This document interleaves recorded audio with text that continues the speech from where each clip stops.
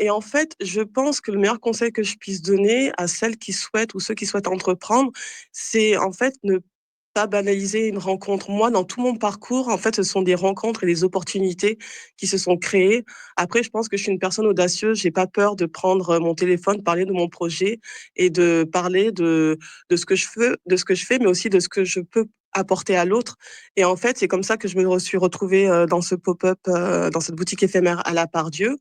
Et en fait, pour terminer l'histoire de One Look, c'est en réfléchissant à ma manière de communiquer sur cette nouvelle activité, je me suis dit, ben, je vais interviewer une créatrice de mode qui était dans cette boutique éphémère.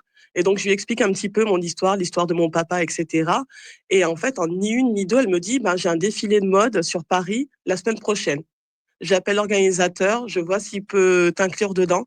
Et c'est vraiment comme ça que ça a démarré parce que j'y connaissais rien. Elle m'a accompagnée, elle m'a guidée.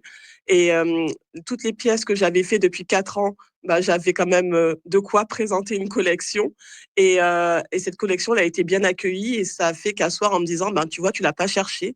En 2 semaines, ce truc, il était pas du tout prévu, mais voilà tout ce que tu as pu faire, ben peut-être que c'est un signe que tu dois. Non, je pense qu'il y a vraiment quelque chose qui se passe. Moi, quand je suis allée au Bénin, j'ai vu des créateurs, mais talentueux, vraiment. Et c'est juste qu'aujourd'hui, je pense qu'avec les réseaux sociaux, on peut vraiment exporter son travail à travers le monde. Et je pense aussi que le monde a vu que ben, l'Afrique, c'est la mère nature, en fait. Il y a beaucoup, beaucoup de potentiel. Sauf que on n'a pas assez de visibilité. Et moi, ce qui me frustre un petit peu, c'est de me dire justement que il y a beaucoup de créateurs qu'on devrait mettre à l'honneur et il y a des grandes maisons maintenant qui surfent un peu sur cette vibe-là. Et j'ai envie qu'on garde un petit peu quand même ça pour nous.